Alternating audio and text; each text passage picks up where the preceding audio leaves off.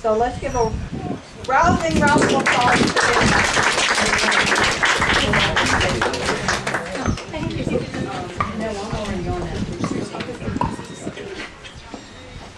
Good morning. One of the things that I wanted to say this morning first is that I'm a woman of contrast. One of the things that I will do is I like to laugh. I like to have fun. I like to smile. I think that's important. We cannot lose that in our lives. On the flip side is don't cross me. Because I will say what needs to be said and do what needs to be what needs to be done. As people, as mothers, we know we can be loving with our children and we need to be firm with them also.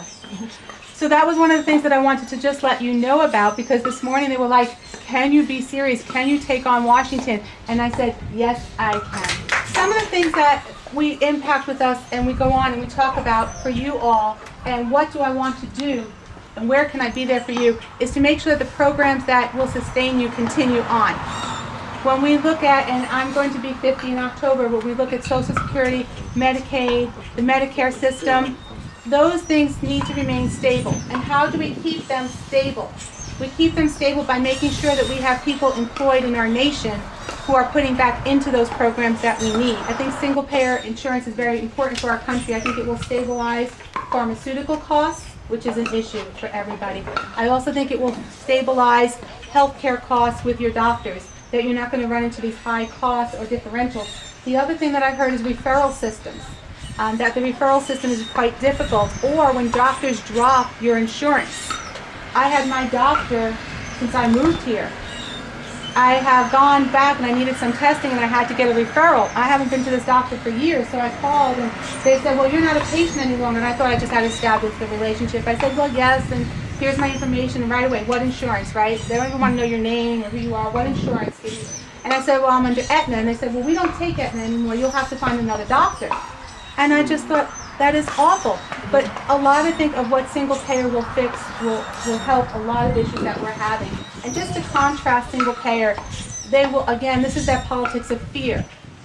Be afraid of this because they will have all these things that will go wrong. I'm here today, and I believe that I have a mission to serve in our country, to make our country from the ground up. And that's where I want to work with our school boards, with our county commissions, with each of the individual leaders of our groups, to find out what we in Washington can do to come back to our community, to grow our country from the ground up and develop there. And I truly believe that that starts with our education systems and working within the poorest communities that we have to change the culture of poverty. Because I don't know if you've read anything about institutionalized poverty. Has anybody read anything about institutionalized poverty? I'm just trying to please share with your friends or open that line of discussion, because when I talk to people and they talk about welfare, people take all the money and they don't want to work, and that's the bane of our society is all these welfare moms who have 5 kids, and I have to really back off and let them that and then talk and open up a line of discussion. I said, well, how many people on welfare do you know? Well, that's a new question for them, right? How many do you actually know? They don't know many people on welfare. And so I asked them, well, where did you get your information from? That's my next question. And usually it's come from Ronald Reagan. It goes all the way back to the Reagan years because he opened that line of discussion, which just perpetuated that. So the increases in the military spending in the budget started in the Reagan years, where we decreased social program funding. And that we've seen that trend continue. And I think that's a trend we need to get back. But when we look at those poorest people among us and those who have felt forgotten, they don't vote. So when they don't vote, they don't have a say. And if they don't have a say, then Congress doesn't care about them because, again, they're not voting. So how do we enact change in institutionalized poverty and get the living wage enacted and bring up our masses at the bottom? And I think when we do that, we will benefit our children, and that will be our next group of people coming up, and they will be thinking and educated and critical thinkers because they're not there right now. And don't tell me this testing and EPCAT and all that is doing that. It is not.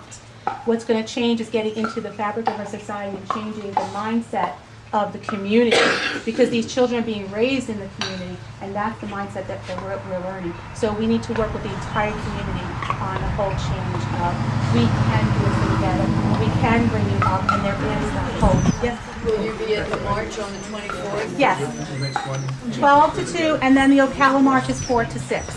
Many people are going. It was inspiring. Citrus County, their school district has stopped the kids and they have not allowed them to march. So they are on, not on the site, out of the school, to do the protest out of the school, the 17 minutes. They started a mass phone call campaign to the school board. So we've been promoting that in Citrus County. The other thing is Citrus is having now, the different groups, the Black Caucus and the Women's Group, they have helped the children of Citrus to organize on the 24th.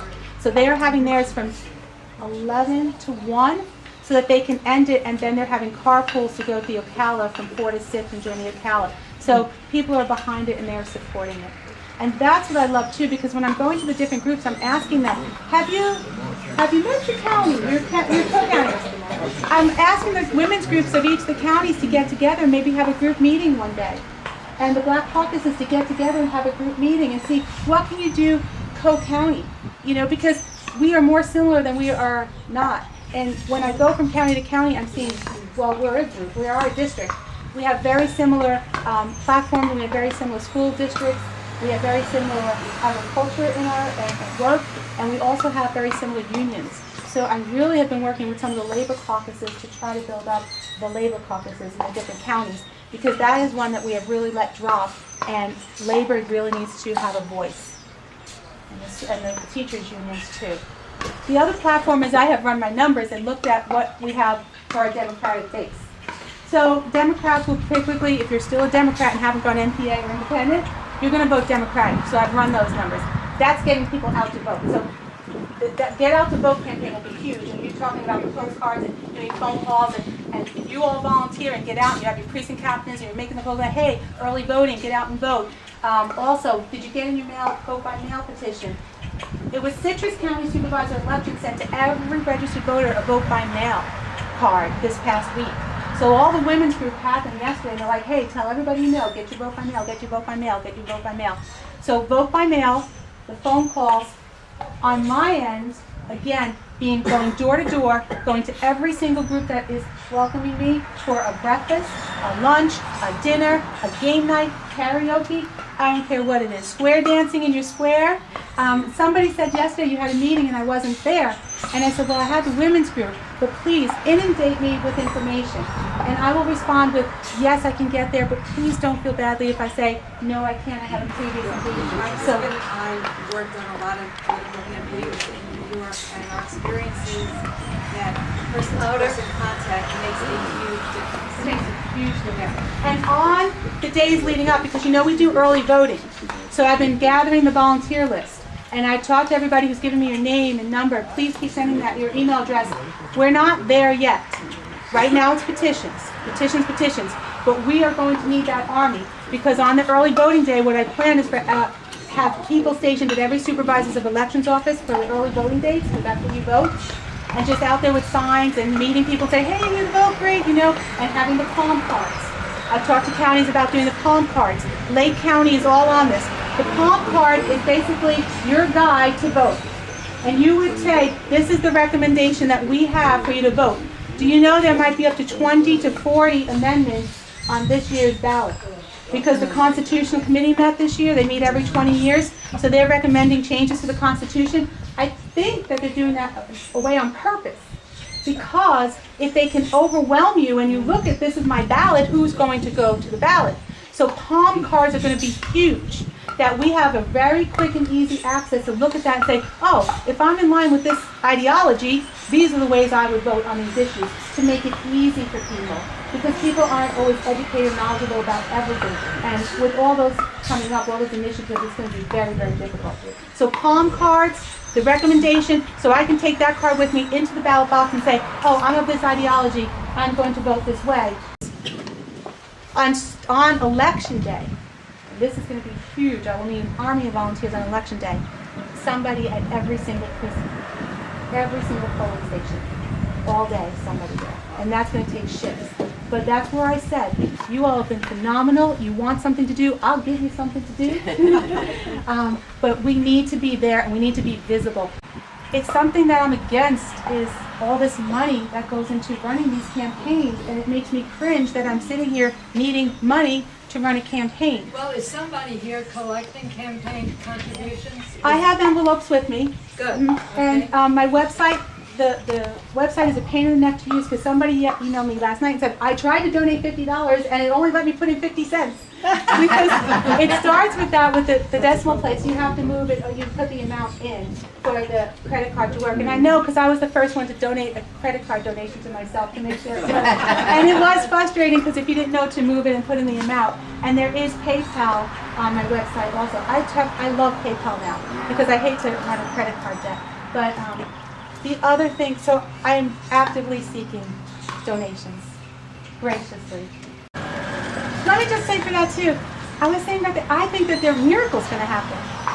I really do. When I see the outpouring of support and you guys work in that, I'm going to send out an email this night. My son's going to videotape it. He's my little photographer video I have at home. But it's going to be a little challenge. I'm going to hold up a stack and it's going to be guess the number. I shouldn't be telling you guys, you have an advantage. Guess the number of petitions. And then I have a prize for each district for the person who guesses the right exact number of petitions, and talk about how many we actually need and what this number actually is to what the effort is looking toward, so you can get a visual of what the process is.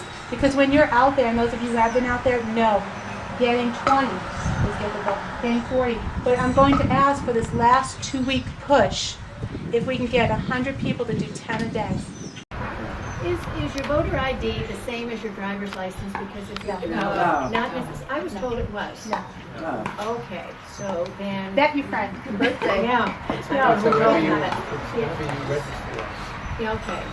It's a registry. completely different number thrown out. Yeah, the other thing is really easy if you don't remember, if you don't have your voter's registration card, and you don't remember what name you used, it's really easy to go online, whatever county you're in, put in Sumter Commissioner of Elections and Supervisor Elections. The website will come up. All you have to do is put in your name, address, and I believe date of birth, and it will show you exactly how you're registered. It will even give you your voter registration number. It's really easy to find that out.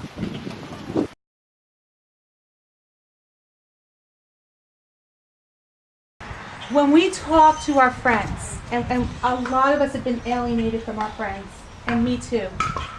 There are people that I haven't talked to in a year who I'm starting to talk to again. And they're open to conversation. But what we have to do is be very careful not to back them to a wall. We can't, they know, they understand, we can't make them feel defensive. So when we talk to them, allowing them the space to open up at their time and to share with them their experience and just to be a sounding board for them, because maybe they still have a group of friends who are hardcore and you're the person that they can open up to at this time. Let's just be there for each other, because this is going to be a tough election going into.